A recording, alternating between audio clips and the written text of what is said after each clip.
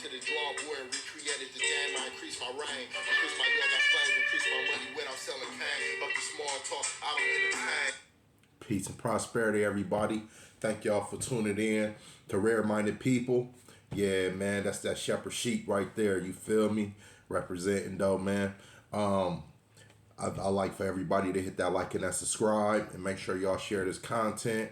Rare Minded is just set up on a platform so we can educate, we can grow, and we can all have a common mind so we can be able to get above the things that we're used to in dealing with our everyday lives, dealing with poverty, neighborhood, different mental health, special education, just being on a low frequency, as I will call it, just in general, because it took a lot for me to understand what I have to do for myself because no one is going to do it for me. So Rare Minded was set up for a platform so we can all be educated in so many different ways. You don't got to be the smartest, but you have to have a concept to want to grow and to want to be something that the creator has provided you to be, that you see in yourself, but you just didn't have that enough courage to be yourself. But anyways, let's just get back on it. So I want to ask a question though. What's more valuable to y'all? Because it's getting to a point of time in life where we have to understand true value and true wealth. You know what I'm saying? We got to understand the common, not just the common wealth, but the common ideologies of what will fit the description of wealth with all nations. You know what I'm saying? So we will call it the wealth of all nations. What will be more valuable to y'all? Gold or precious gems? Silver or copper? And I have a bonus that I want to throw in there, or seeds. Non-genetically modified seeds. What's more valuable to you in your perspective? And let's talk about the ratios as well. Because a lot of people say invest, invest, invest, invest. Well, I'm going to give out two stocks right now. Tonix Pharmaceuticals have a lot of things that's going on, and they're in their last stages, of clinical studies. So they're reaching a good platform where they about to get a lot of things FDA approved. So Tonix Pharmaceutical is one of them, and the other one is BlackBerry. BlackBerry, symbol BB, which BlackBerry is a cybersecurity company, which used to be the phone company, but BlackBerry is a very powerful technology company, which is very growing, and it is the future. So I advise a lot of people to look off into BlackBerry as well. But anyways, let's get back on point though. But like I was saying, what's more valuable to you from those ratios? And let's start off with gold. A lot of people is very intrigued about gold, and a lot of people about to start pushing gold within the next couple months, believe me. So to me, from my perspective, gold holds a nice value, and you could use gold for several different things. But I don't know too many people walking around with small grams of gold. Most people get bullion, and they're coming in bars, or they come in some type of some type of shape where you're not going to be able to break it down into increments, and people not even going to be able to receive it or cherish it if you do cut it up in small pieces, because they might think it's potentially counterfeit, it's damaged, they have no value, they can't use it for their trade, or it's going to be harder for them to trade it if people don't see it in its purest stage. We don't have too many machines around here where we melting stuff down, a Kemp or something like that. But I mean, they accessible. So if y'all interested, and y'all in the midst of thinking that things could go to that point, then you could probably melt down some of, your thin jewelry that you have mixed with all different type of metals. But anyways, though, let's get back on point though. When I want to talk about the ratio of gold. So we breaking down gold, and it's just so hard to get off, and it's gonna be like a rich standard where only rich people gonna be able to trade these things, but not even that though, because they gonna be looking at the value of food. It's gonna be like the Titanic. If anything, they gonna look at the value of food and they gonna say, no, I'm not giving you this big old piece of gold for something to eat, but it'd be like, that's the only fucking thing you have to eat. So I mean, that's the only thing you got to exchange. So what you expect? So what you gonna do? Break it down, cut it down?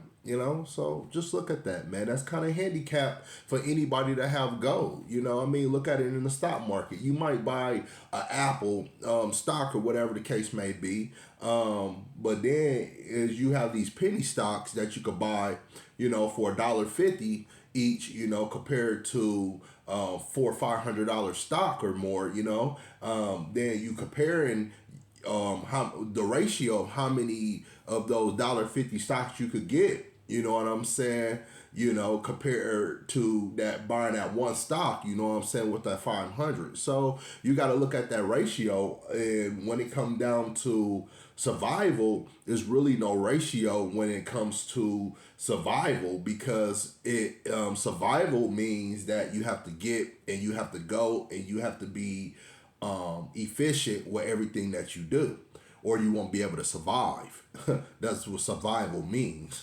But anyway, so now let's get back on silver. So silver, the ratio of buying silver compared to gold,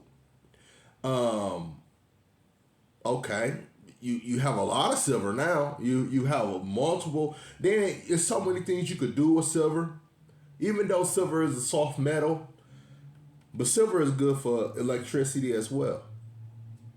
So in a time of a chaos, or in a bargain exchange, you will be paying $20 or whatever the case may be, for a meal in exchange, compared to this $2,000, you know what I'm saying, coin, compared to this $20 coin that you go get. You will be able to exchange it off, you know what I'm saying, and get a bang for your buck, because now you have more in your pocket. You can have more to consume with all the silver that you have and everything else. So I just want to that's unexplainable though, you feel me? So that's all I'm just trying to say though. When you look at the ratios, even look at the growth margin of it, you'll get more of a bang for your buck when you invest in the silver.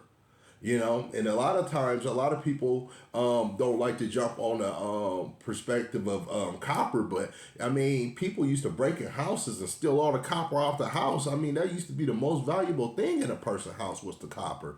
I mean, in the hoods that I'm from, at least, you feel me? But look at the ratio of copper from silver or to gold. You see what I'm saying? And look how much you could eat just off investing in copper.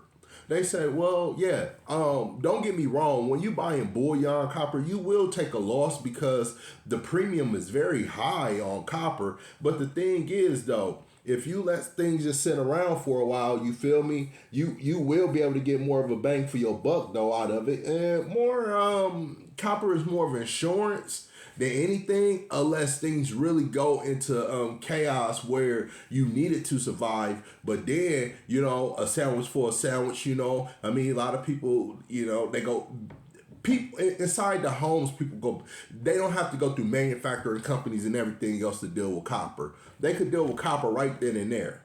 In the ways that I learned how to survive in jail, by making lighters and tattoo guns and all this other stuff, it's so many different things in the survival state of mind that you could make, you know what I'm saying? Or you could process copper right then and there, you feel me? But I want to get to my treasure of it all.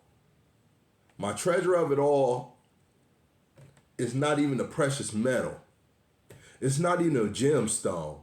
Because when you talk about gemstones, if you don't have a good place to trade these gemstones, you already lost 90% of your money. Then if you do find somewhere valuable that you can trade these gemstones, it's a competition because they sitting on thousands of gemstones. And so they going to give you less than what you really asking for. So we got to look at that as well. So gemstones, if you can't do anything magnifying with them, it's a waste of time as an investment. Maybe if you look at gemstones from a perspective of saying, I can buy these from the Burmese mountains or whatever the case may be. These are certain type of rubies, and I'm gonna save them because what if Burma gets shut down and it won't be any more mining? Or what if these people protest within their countries where they shut down these mining field, these minings locations? So you have to think about things like that as well. But that's actually just rolling dice as well. But I just want to get on a more secure level where it's no rolling the dice at all. I want to get on seeds, non genetically modified seeds. If y'all want some good seeds, y'all can order from Baker Creek Heirloom, which is rareseeds.com. They have very great seeds, though. And so my thing about seeds is you can always bargain because you need to survive. So you always have something to eat, for one.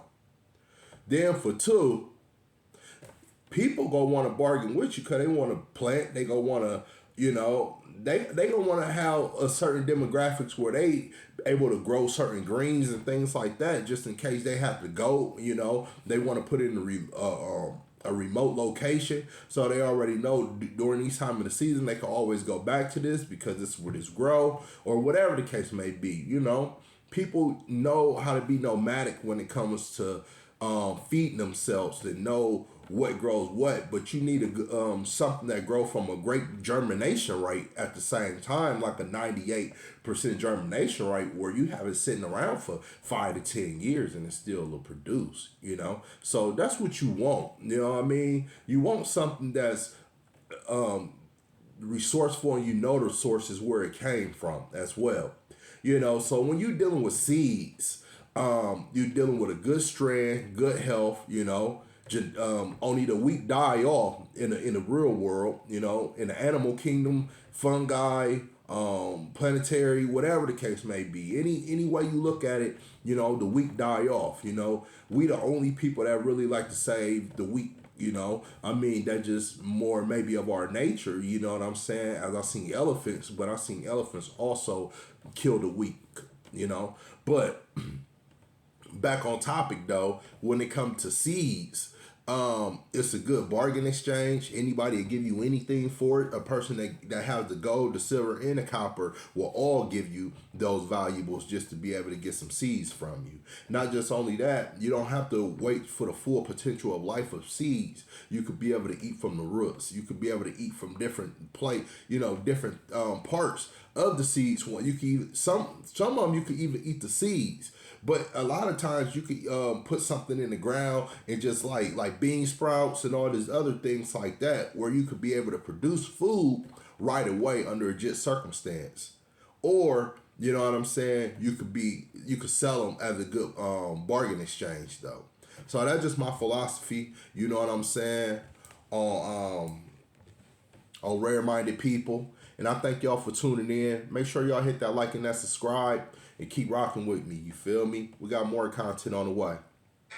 Just use the prosecutor gang. Don't prostitute yourself for fame. Don't die before your time. Get found dead with finding